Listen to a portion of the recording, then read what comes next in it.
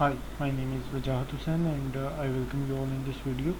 Today we are going to do our first lab of microcontrollers and embedded systems lab, and for that we are going to see basically two programs. One of them is Arduino IDE and second one will be Atmel. So for first let us come towards the Arduino, and we will see the basic example which is of blinking of LED, and we will create an hex file, and then we will upload that file into Proteus, and now let us move towards the code. So basically हमारे पास सबसे पहले हमें एक नया project create करना है. तो मैं यहाँ पे एक नया प्रोजेक्ट क्रिएट कर चुका हूँ which is of blink, and you can basically place it anywhere in your computer. So उसके बाद हमारा पहला स्टेप होगा, हम टूल्स पे जाएंगे और बोर्ड पे आएंगे. जो भी बोर्ड हमने यूज़ करना है हार्डवेयर में, जिसके ऊपर हमने ये कोड रन करके चेक करना है, जिसके ऊपर बर्न करना है बेसिकली, तो हम उसको सिलेक्ट कर लेंगे. सो सबसे पहले हम यहाँ पे आके ऊनो को सिलेक्ट कर लेंगे, क्योंकि मैं ऊनो को यूज़ करने वाला हूँ अपने हार्डवेयर पे. तो मैंने यहाँ पे ऊनो को सिलेक्ट कर लिया आर्डिनो बोर्ड, एंड देन उसके बाद मैं फाइल्स पे जाऊँगा. उसमें हमारे पास यहाँ पे पहले से बिल्ट इन एग्जांपल्स हैं. सो बिल्ट इन एग्जांपल्स में पार्डन मी यहाँ पे बेसिक्स में और यहाँ पे ब्लिंक पे क्लिक कर लेंगे हम. सो बेसिकली ये हमारे पास पूरा कोड आ चुका है. सो ये हमारे पास पूरा एक कोड है जिसको अभी हमें याद करने की या ज़्यादा इन डेप्थ देखने की ज़रूरत नहीं है, बट हम बेसिकली करेंगे क्या, हम इसको वेरीफाई करेंगे. और लेट अस सी दिस.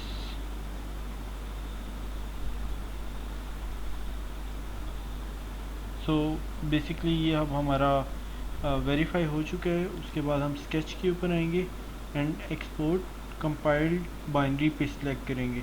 हम जब एक्सपोर्ट कंपाइल्ड बाइनरी पे सिलेक्ट करेंगे तो उससे हमारे पास होगा क्या कि उससे हमारे पास एक जो हमारी फ़ाइल है हेक्स फाइल वो जनरेट कर दी जाएगी, और ये हम ब्राउज़ कर लेंगे जहाँ पे भी हमें स्टोर करनी है. सो बेसिकली ये हमारी हेक्स फाइल जो है ये हमारी जहाँ पे ये फ़ाइल ब्लिंक वाली हमने स्टोर की होगी उसी के साथ आ जाएगी, और हम फिर इसी हेक्स फाइल को यूज़ करेंगे अपने प्रोटियस में सिमुलेशन के लिए. सो मैंने यहाँ पे पहले से स्टोर कर लिए, तो मैं अब सीधा प्रोटियस के ऊपर चलता हूँ और वो हेक्स फाइल अपलोड करके हम चेक करते हैं कि हमारा कोड सही चल रहा है कि नहीं. हाँ, मैंने यहाँ पे पहले से अपनी चेक करने के लिए एक प्रोजेक्ट क्रिएट किया था प्रोटियस पे, लेकिन चलिए उसको बाद में देखते हैं. फ़िलहाल देख लेते हैं कि न्यू प्रोजेक्ट हम कैसे क्रिएट करेंगे.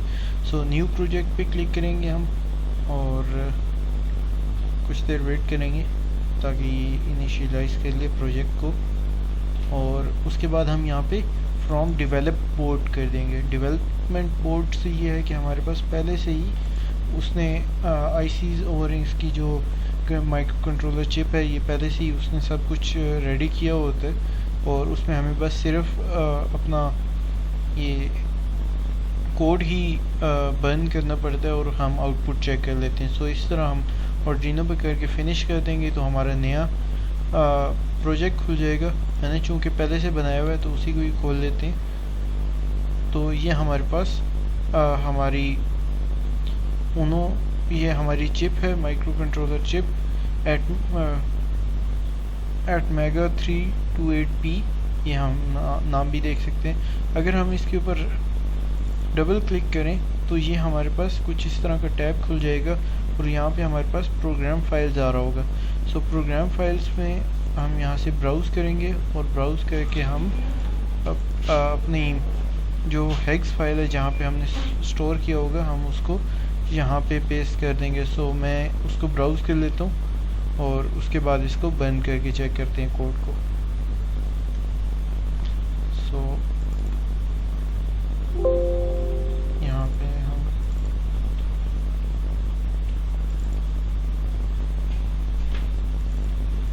Blink and standard hex open and okay.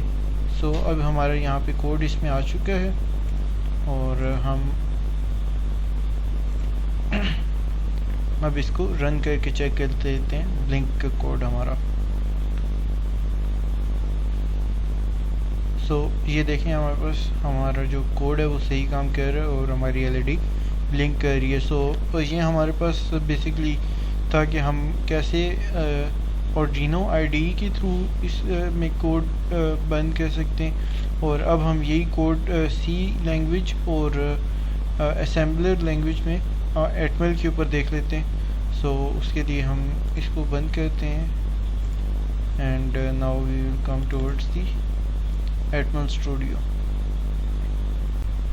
So basically हमारे पास जब हम एटमल खोलेंगे तो इस तरह का हमारे पास टैब खुल जाएगा हमारे पास, जिसमें हम न्यू प्रोजेक्ट पे क्लिक करेंगे और हम नया प्रोजेक्ट खोलेंगे। लेकिन चूंकि मैंने पहले से एक प्रोजेक्ट अपना बनाया हुआ है, so I will go with the open project and यहाँ से हम अभी फ़िलहाल हम असेंबलर लैंग्वेज से पहले देख लेते हैं और उसके बाद C के थ्रू हम देख लेंगे। सो इसे हम एंड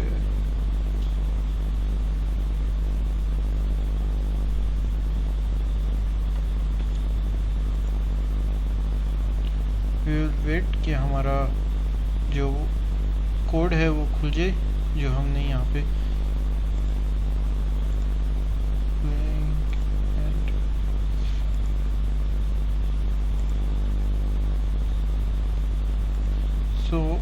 बेसिकली हमारा मैंने जो कोड बनाया था आई गेस वो नहीं खुल रहा है। सो हम देख लेते हैं उसी को। ओके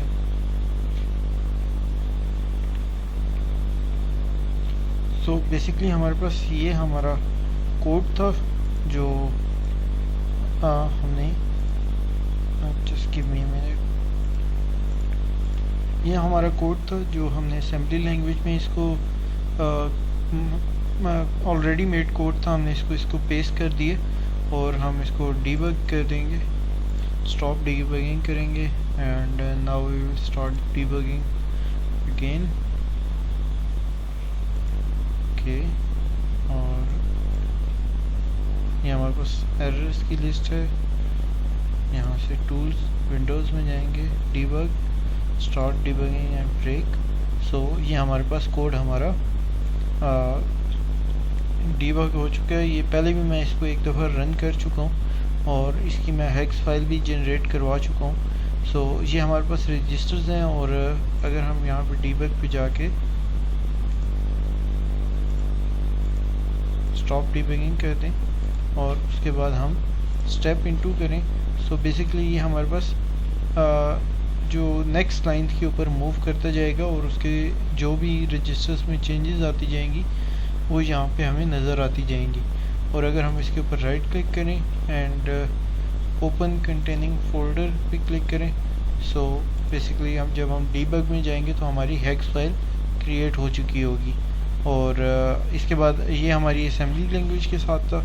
अब हम इसको अपनी C लैंग्वेज में भी देख लेते हैं और उसका प्रोजेक्ट भी चेक कर लेते हैं और उसके बाद हम देखेंगे कि हम इन दोनों में से किसी एक की हेक्स फाइल उठा के प्रोटियस में चेक कर लेंगे और वो सेम फंक्शन ही परफॉर्म कर रही होगी जैसे कि आर्डिनो कर रहा था। सो मूव करते हैं अपनी C वाली लैंग्वेज पे।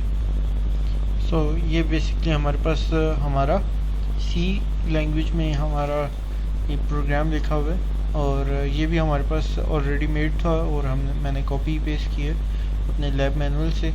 और ये हमारी C लैंग्वेज में इसको हम यहीं से डीबग में जाके यहाँ से भी स्टार्ट डिबगिंग कर सकते हैं। और सॉरी